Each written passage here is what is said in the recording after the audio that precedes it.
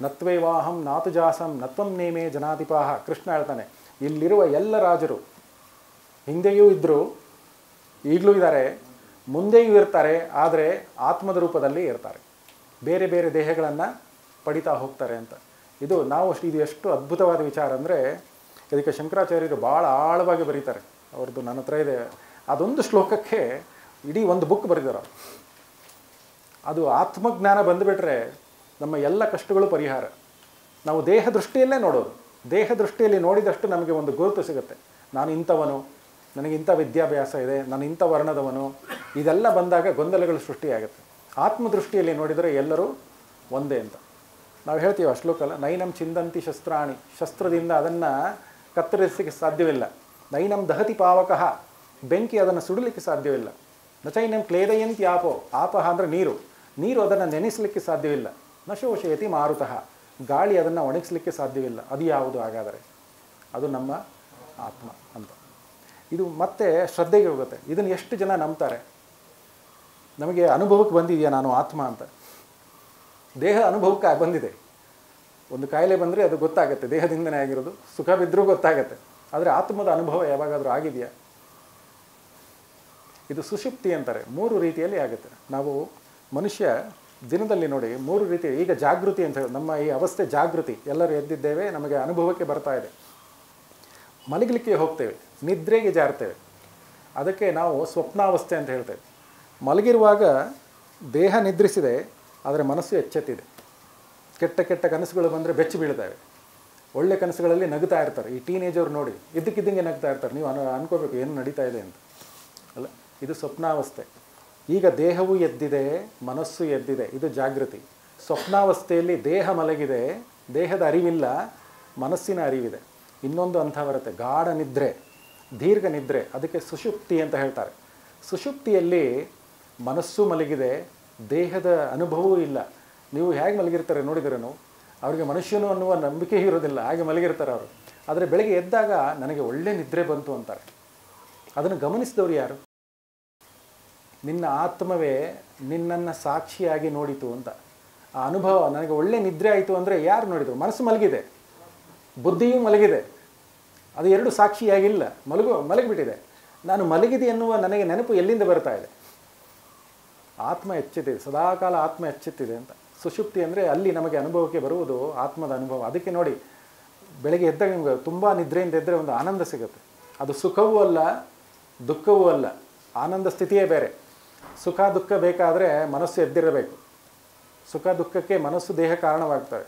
ಆದರೆ ಆನಂದಕ್ಕೆ ಮನಸ್ಸು ಕಾರಣ ಅಲ್ಲ, ದೇಹವೂ ಕಾರಣವಲ್ಲ, ಆತ್ಮವೇ ಕಾರಣ. ಅದಕ್ಕೆ ನೋಡಿ, ಆನಂದ ಪದಕ್ಕೆ ವಿರುದ್ಧ ಪದ ಇಲ್ಲ. ಸುಖಕ್ಕೆ ವಿರುದ್ಧ ಇದೆ, ಉಷ್ಣಕ್ಕೆ ಶೀತವಿದೆ. ಆದರೆ ಆನಂದಕ್ಕೆ ಇದು ಆರೋಹಣದಲ್ಲಿ ಹೋಗುತ್ತೆ. ಆನಂದ, ಪರಮಾನಂದ, ಪೂರ್ಣಾನಂದ, ಅತ್ಯಾನಂದ, ಇವನು ಈಗ ಹೋಗುತ್ತದು. ಆನಂದ ಪದಕ್ಕೆ ವಿರುದ್ಧ ಪದವಿಲ್ಲ. ಆನಂದ ಪದ ಅದು ಆತ್ಮದ ಅನುಭವ. ಅದಕ್ಕೆ ಹೇಳ್ತಾರೆ ನೋಡಿ ಕೃಷ್ಣವೇ, ಸಚ್ಚಿತ್ ಆನಂದ ಅಂತ ಹೇಳ್ತಾರೆ.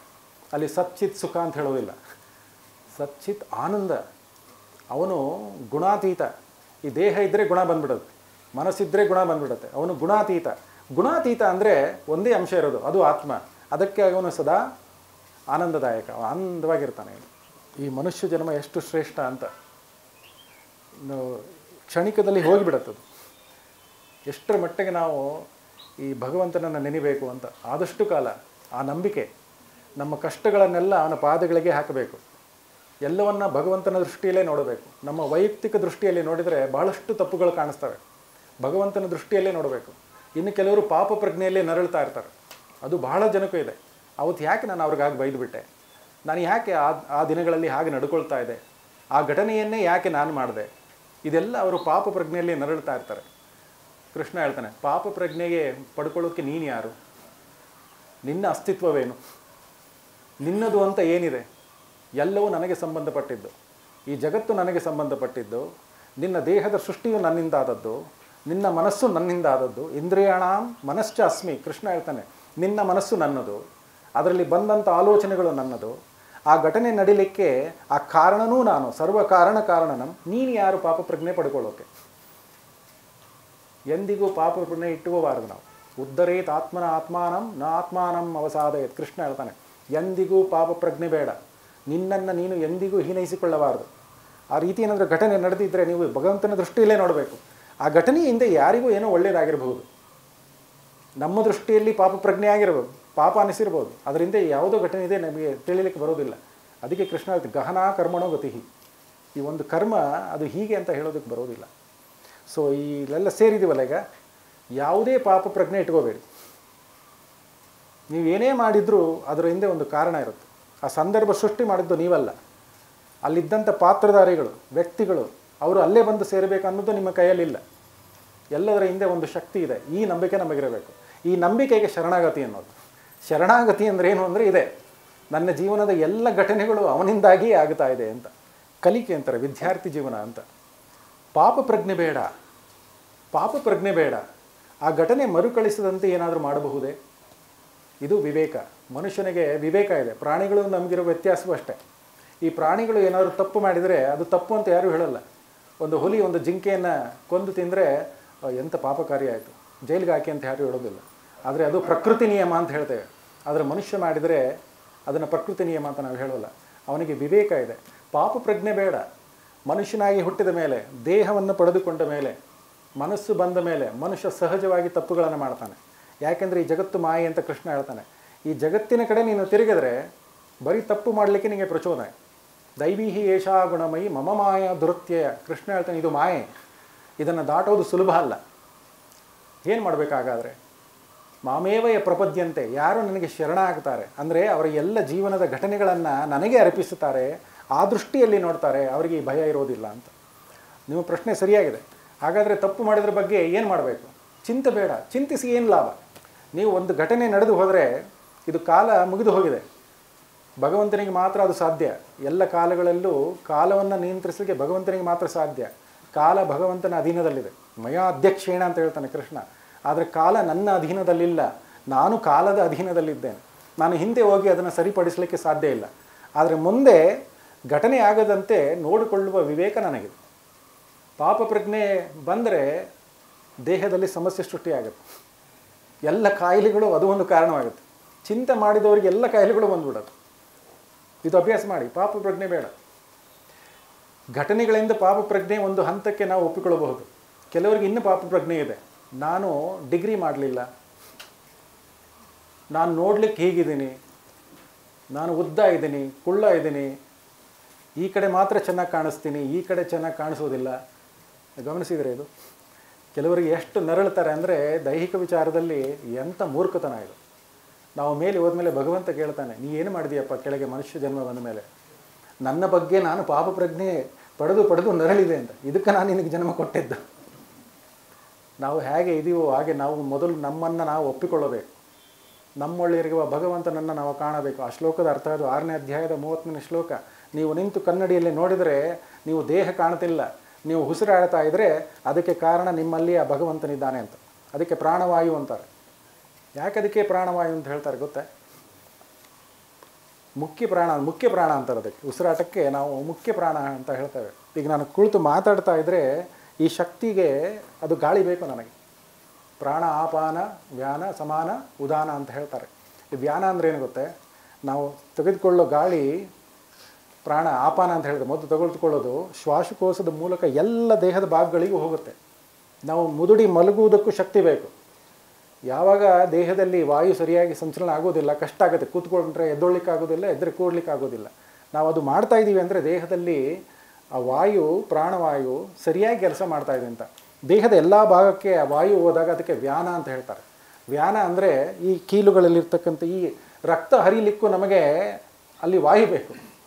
ಇದಕ್ಕೆ ವ್ಯಾನ ಅಂತ ಹೇಳ್ತಾರೆ. ಸಮಾನ ಅಂದ್ರೇನು? ಸಮಾನ ಅಂದರೆ ನಾವು ತಿಂದದ್ದು ಜೀರ್ಣ ಆಗಬೇಕಲ್ಲ. ಈ ಜೀರ್ಣಕ್ರಿಯೆ ಆಗಬೇಕಂದ್ರೆ ಅಲ್ಲಿ ವಾಯು ಬೇಕು. ನೀವು ಊಟ ಮಾಡುವ ಸಮಯಕ್ಕೆ ಸ್ವಲ್ಪ ನಿಲ್ಲಿಸ್ಬಿಡಿ, ಒಂದು ಅರ್ಧ ಗಂಟೆ ಶಬ್ದ ಮಾಡಲಿಕ್ಕೆ ಶುರು ಮಾಡುತ್ತೆ. ಜೀರ್ಣಕ್ರಿಯೆಗೂ ಆ ಗಾಳಿ ಎಲ್ಲಿಂದ ಬಂತು? ಇಲ್ಲಿಂದನೇ ತೆಗೆದದ್ದು ನೀವು. ಅದಕ್ಕೆ ಸಮಾನ ಅಂತ ಹೇಳ್ತಾರೆ. ಇನ್ನೊಂದು ಅದ್ಭುತವಾಗಿದೆ. ಆಪಾನ ಅಂತ ಹೇಳಿದರೆ ಪ್ರಾಣ ಆಪಾನ ಅಂತ ಹೇಳಿದ್ರೆ ತಿಂದದ್ದು ಕುಡಿದದ್ದು ಹೊರಗೆ ಹಾಕಬೇಕಲ್ಲ, ನಾವು ಹೊರಗೆ ಹಾಕಬೇಕಲ್ಲ. ಅದಕ್ಕೂ ವಾಯುವಿನ ಸಹಾಯ ಬೇಕು.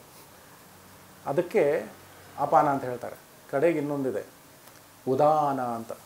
ಉದಾನ ಅಂದರೆ ಏನು?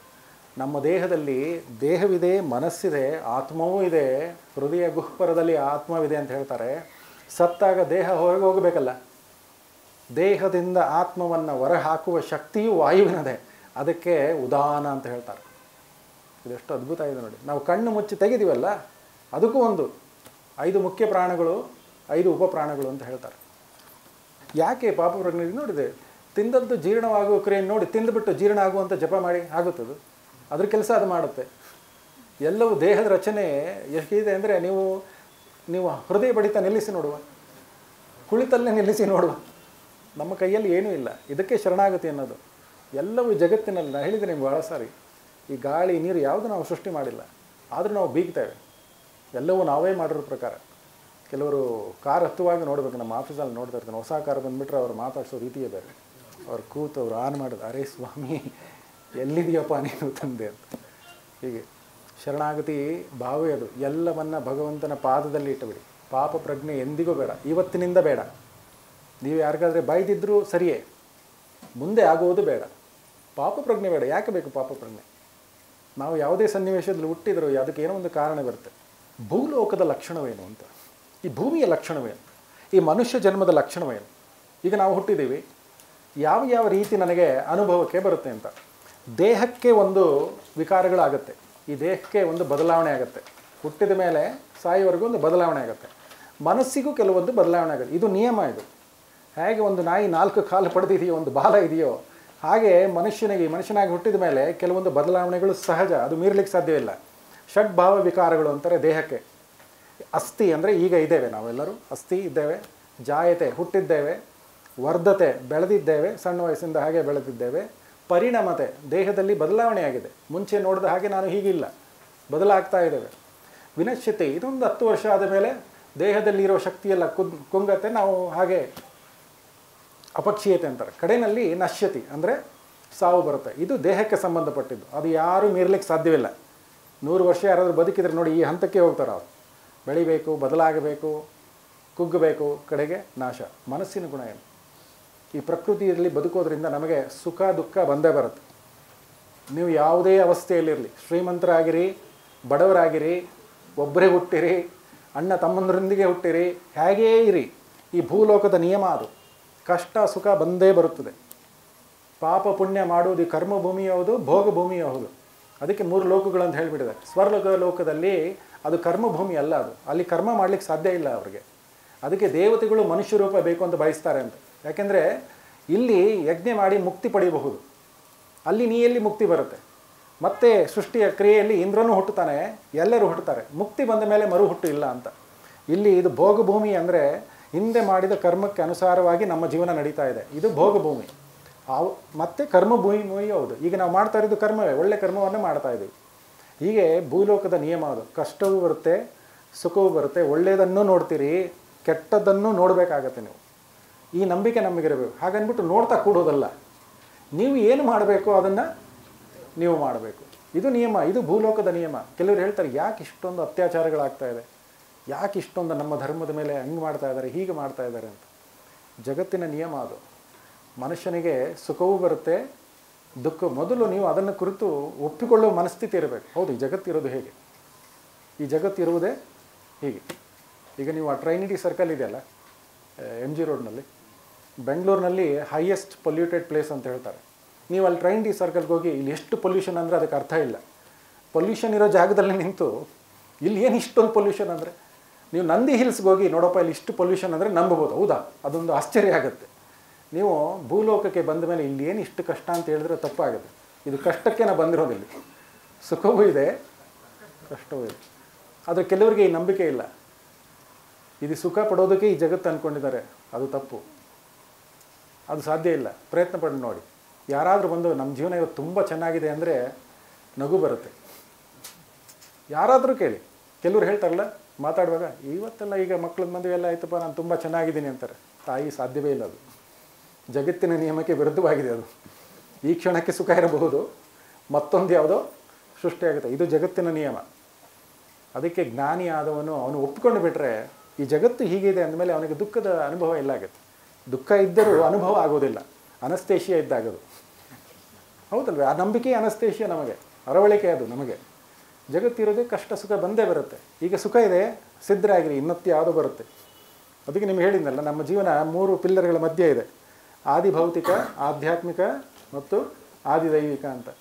ನೀವು ನಿಮ್ಮ ದೇಹವನ್ನು ಎಷ್ಟೇ ಸುಸ್ಥಿತಿಯಲ್ಲಿಟ್ಟರೂ, ಎಲ್ಲ ನಿಮ್ಮ ಆರೋಗ್ಯ ಚೆನ್ನಾಗಿದೆ, ಸಸ್ಯಾಹಾರಿಗಳೇ ಆಗಿ ಬದುಕ್ತಿದ್ದೀರಿ, ಎಲ್ಲ ಹೊರಗಡೆ ಏನೂ ತಿಂತಾ ಇಲ್ಲ, ನಾನೀಗ ಸುಖವಾಗಿದ್ದೇನೆ ಅಂದರೆ ಸಾಧ್ಯವಿಲ್ಲ. ನಿಮ್ಮ ಮನೆ ಒಂದು ಪೆಟ್ಟಿದೆ ಅಂದ್ಕೊಳ್ಳಿ, ಒಂದು ನಾಯಿ ಮರಿ, 2 ದಿನ ಅದು ಊಟ ಮಾಡದೆ ಹೋದರೆ ತಲೆ ಕೆಟ್ಟೋಗುತ್ತೆ ನಿಮಗೆ. ನಿಮ್ಮ ದೇಹ ಚೆನ್ನಾಗಿದೆ, ಮನಸ್ಸು ಚೆನ್ನಾಗಿದೆ, ಆದರೆ ಮತ್ಯಾವುದೋ ಪ್ರಾಣಿಯಿಂದ ದುಃಖ ಬರ್ತಾ ಇದೆ ನಿಮಗೆ. ಈಗ ಅದು ಸರಿ ಇದೆ ಅಂದರೆ ಒಂದು ಜೋರು ಮಳೆ ಬರಲಿ, ಈ ಕೊಡಗಿನಲ್ಲಿ ಆಯ್ತಲ್ಲ ಕಥೆಗಳು ಇದೆಲ್ಲ. ಅಂದರೆ ಕಷ್ಟಗಳು ಸುಖಗಳು ಯಾವ ದೃಷ್ಟಿಯಿಂದ ಆದರೂ ಬರಬಹುದು. ಇದಕ್ಕೆ ನಾವು ಸಿದ್ಧನಾಗಿರಬೇಕು. ಈ ಸಿದ್ಧನಾಗುವ ರೀತಿಯ ಜ್ಞಾನಿ ಅಂತ. ಅವನು ಜ್ಞಾನಿ, ಅವನು ಎಂದಿಗೂ ದುಃಖ ಪಡೋದಿಲ್ಲ. ಒಂದು ಶ್ಲೋಕ ಇದೆ ನೋಡಿ: ದುಃಖೇಶು ಅನುದ್ವಿಗ್ನಮನಾಹ. ದುಃಖಗಳು ಬಂದಾಗ ಅವನು ಉದ್ವಿಗ್ನನಾಗೋದಿಲ್ಲ. ಎಷ್ಟೇ ದುಃಖ ಇರಲಿ ಶಾಂತವಾಗಿ ಆಲೋಚನೆ ಮಾಡ್ತಾನೆ. ಹೌದು, ದುಃಖ ಬರುತ್ತೆ. ಸುಖ ಬಂದಾಗಲೂ ಅವನು ಕುಣಿಯೋದಿಲ್ಲ. ಹೌದು, ಸುಖನೂ ಬರುತ್ತೆ, ದುಃಖವೂ ಬರುತ್ತೆ, ಸುಖವೂ ಬರುತ್ತೆ. ಈ ನಂಬಿಕೆ ನಮಗಿರಬೇಕು. ಅವನು ನಿಜವಾದ ಜ್ಞಾನಿ. ಕೃಷ್ಣ ಅವನಿಗೆ ಸ್ಥಿತಪ್ರಜ್ಞ ಅಂತ ಹೇಳ್ತಾನೆ. ಯಾರ ಪ್ರಜ್ಞೆ ಸ್ಥಿತವಾಗಿದೆ, ಇಂಥವನಿಗೆ ಸ್ಥಿತವಾಗಿದೆ. ದುಃಖಕ್ಕೆ ಅಳದವನು, ಉದ್ವಿಗ್ನನಾಗದವನು, ಸುಖಕ್ಕೂ ಹೆಚ್ಚಿನ ಆಸೆ ಪಡೋದವನು, ಅವನು ಸ್ಥಿತಪ್ರಜ್ಞ ಅಂತ. ಕೃಷ್ಣ ಅವನಿಗೆ ಹೇಳ್ತಾನೆ, ನೀನು ಸುಳ್ಳು ಹೇಳಬೇಡ, ನಿನ್ನ ನಾಲಿಗೆಯಲ್ಲಿ ಕೂತು ನಾನು ಹೇಳ್ತೇನೆ ಅಂತ. ಹೌದಾ? ಅವನು ಯುಧಿಷ್ಠಿರ ಸುಳ್ಳು ನುಡಿತಾನೆ, ಧರ್ಮಕ್ಕಾಗಿಯೇ ದೊಡ್ಡದು. ಆದರೆ ಹಾಗಾದರೆ ಧರ್ಮಕ್ಕಾಗಿ ಹೇಳಿದ ಸುಳ್ಳು ಅವನಿಗೆ ನರಕ ದರ್ಶನ ಯಾಕೆ ಆಯಿತು ಅಂತ ನಿಮ್ಮ ಪ್ರಶ್ನೆ. ಹೌದಾ? ಯುಧಿಷ್ಠಿರ ಆ ಕ್ಷಣಕ್ಕೆ ಎಂದಿಗೂ ಕೃಷ್ಣನನ್ನು ಸಂಶಯ ಪಡೆದವನು ಆ ಕ್ಷಣಕ್ಕೆ ಒಂದು ಸಂಶಯ ಪಡುತ್ತೆ, ಇದು ಕೃಷ್ಣ ನುಡಿಸಿದ ಸುಳ್ಳು, ನಾನೇ ನುಡಿದ ಸುಳ್ಳು ಅಂತ. ಕೃಷ್ಣ ಹೇಳಿದ ನಿನ್ನ ನಾಲಿಗೆಯಲ್ಲಿ ಕೂತು ನಾನು ಹೇಳ್ತೇನೆ ಅಂತ. ಅದು ಕೃಷ್ಣನ ಮೇಲೆ ಆ ಕ್ಷಣಕ್ಕೆ ಒಂದು ಸಣ್ಣ ಶಂಕೆ ಬರುತ್ತೆ. ಆ ಶಂಕೆಗಾಗಿ ಅವನಿಗೆ ನರಕ ದರ್ಶನ. ಇದೆಲ್ಲ ಮೂಲ ಮಹಾಭಾರತ ಎಷ್ಟು ಅದ್ಭುತವಾಗಿದೆ ನೋಡಿ. ಅದಕ್ಕೆ ಅವನು ನಮ್ಮ ಕೃಷ್ಣನನ್ನು ಸಂಶಯ ಪಡದೆ ಬದುಕಿದವರಲ್ಲಿ ಶ್ರೇಷ್ಠನಾವುದನ್ನು ಅರ್ಜುನ ಅಂತ. ಅದು ಕೃಷ್ಣ ಇಡೀ ಗೀತೆಯಲ್ಲಿ ಅವನಿಗೆ ಹೇಳ್ತಾನೆ ಇರ್ತಾನೆ. ನಮ್ಮ ಅರ್ಜುನ ಎಂಥವನು ಅಂತ ಹೇಳೋದಕ್ಕೆ ಇದೊಂದು ಕತೆ ನೋಡಿ ಆಮೇಲೆ ಇದಕ್ಕೆ ಹೋಗುವ. ಒಮ್ಮೆ ಕೃಷ್ಣ ಅರ್ಜುನ ಬಹಳ ಸಕರರು, ಸ್ನೇಹಿತರು, ಮತ್ತು ಅವನಿಗೆ ಭಕ್ತ ಅಂತಲೂ ಗೊತ್ತಿರುತ್ತೆ ಅರ್ಜುನ. ಅವನು ಒಂದು ಮರಕ್ಕೆ ಹೊರಗೆ ಮಲಗಿರ್ತಾನೆ. ಇದನ್ನು ಹೇಳಿದ್ದೆ ನಿಮಗೆ. ಕೃಷ್ಣನ ತೊಡೆ ಮೇಲೆ ಅರ್ಜುನ ಮಲಗಿದ್ದಾನೆ. ಅವನು ಗಾಢವಾಗಿ ಮಲಗಿದ ನಿದ್ರೆಯಲ್ಲಿದ್ದಾನೆ. ಕೃಷ್ಣ ಅವನಿಗೆ ತೊಂದರೆ ಆಗಬಾರ್ದು ಅಂತ ಅಲುಗಾಡದೆ ಹಿಂಗೆ ಕುಳಿತಿದ್ದಾನೆ ಮರಕ್ಕೆ ಹೊರಕೊಂಡು. ನಾರದರು ಕೃಷ್ಣನನ್ನು ನೋಡೋಕ್ಕೆ ಭೂಲೋಕಕ್ಕೆ ಬರ್ತಾರೆ. ಅವರು ಅಲ್ಲಿ ಬಂದು ಏನು ನೋಡ್ತಾರೆ, ಕೃಷ್ಣನ ತೊಡೆಯ ಮೇಲೆ ಒಬ್ಬ ಮನುಷ್ಯ ಮಲಗಿದ್ದಾನೆ ಅಂತ. ಅವರಿಗೆ ಅಗಾಧವಾದ ಸಿಟ್ಟು ಬರುತ್ತೆ. ಕೂಗಿ ಕರಿಬೇಕು, ನೀ ಏನು ಮಾಡ್ತಾ ಇದೀಯಾ ಭಗವಂತನಿಗೆ, ಕೃಷ್ಣ ನೀನು ಭಗವಂತ, ನಿನ್ನ ತೊಡೆಯ ಮೇಲೆ ಒಬ್ಬನ ಮಲಗಿದ್ದಾನೆ ಅಂತ. ಕೃಷ್ಣ ಅವನಿಗೆ ಸನ್ನೆ ಮಾಡ್ತಾನೆ, ಕೂಗಬೇಡ, ಮೆಲ್ಲಗೆ ಬಾ ಅಂತ. ಆ ನಾರದರಿಗೆ ಇನ್ನೂ ಕೋಪ, ಮೆಲ್ಲಗೆ ಬರ್ತಾರೆ. ಅಲ್ಲಿ ಒಂದು ಕೂದಲು ಬಿದ್ದಿರುತ್ತೆ, ಆ ಕೂದಲನ್ನ ಎತ್ಕೊಳ್ತಾರೆ ನಮ್ಮ ಕೃಷ್ಣ. ನಾರದರು ಅವ್ರಿಗೆ ಇನ್ನೂ ಕೋಪ, ಆ ಕೂದಲು ನಾನು ಯಾಕೆ ತೊಗೋಬೇಕು, ಅದು ಅರ್ಜುನನಿಗೆ ಸಂಬಂಧಪಟ್ಟಿದ್ದು, ಅರ್ಜುನನ ಕೂದಲು ಅಂತ, ನೀನು ತಗೋ. ಅವನು ತೊಗೊಂಡು ಕಿವಿ ಹತ್ರ ಇಟ್ಟುಕೋ ಅಂತ ಹೇಳ್ತಾನೆ. ಅವನ ಕಿವಿಗೆ ಇಟ್ಟುಕೊಂಡ್ರೆ ಅದು ಓಂ ಕೃಷ್ಣಾಯ ನಮಃ ಕೃಷ್ಣಾಯ ನಮಃ ಅಂತ ಹೇಳ್ತಾ ಇರುತ್ತೆ. ನಾರದರಿಗೆ ನಾಚಿಕೆ ಆಗಿಬಿಡುತ್ತೆ.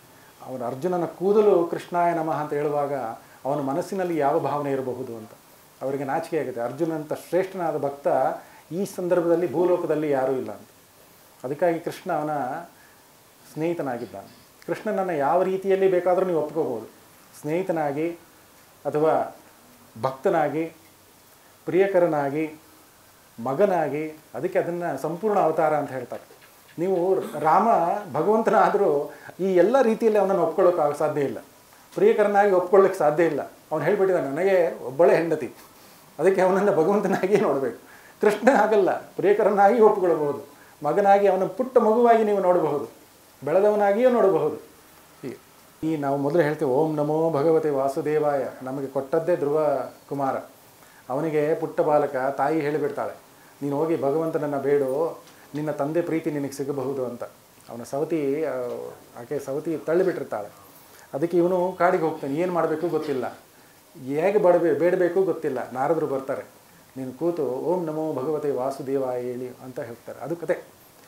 ಈ ಇನ್ನೊಂದು ಇದು ನೋಡಿ, 27 ಮತ್ತು ಪ್ರತಿಯೊಂದು ನಕ್ಷತ್ರದಲ್ಲಿ 4 ಪಾದಗಳು ಅಂತ ಹೇಳ್ತಾರೆ. ನಾವು ಹೇಳ್ತೇವೆ 108 ಸಲ ಯಾಕೆ ಜಪ ಮಾಡಬೇಕು ಅಂತ. ನಾವು ಜಪ ಮಾಡುವುದು ಕೇವಲ ನಮ್ಮ ಒಳಿತಿಗಾಗಿ ಅಲ್ಲ, ಈ ಜಗತ್ತಿನ ಎಲ್ಲ ಜೀವರಾಶಿಗಳಿಗೂ ಒಳಿತಾಗಲಿ ಅಂತ. ಎಲ್ಲ ಜೀವರಾಶಿಗಳು ಹುಟ್ಟೋದು ಯಾವುದಾದ್ರೂ ಒಂದು ನಕ್ಷತ್ರದಲ್ಲಿ ಇರಲೇಬೇಕಲ್ವ, ಯಾವುದಾದ್ರೂ ಒಂದು ಪಾದದಲ್ಲಿ ಇರಲೇಬೇಕಲ್ವ. 27 ಮತ್ತು 4 × 4 ಎಷ್ಟಾಯಿತು? ನಾವು 108 ಬಾರಿ ಜಪ ಮಾಡಿದರೆ ಜಗತ್ತಿನ ಎಲ್ಲ ಜೀವರಾಶಿಗಳಿಗೂ ಒಳಿತಾಗಲಿ ಅಂತ ಅರ್ಥ. ಅದಕ್ಕೆ 108 ಅಂದರೆ ಅಷ್ಟೇ.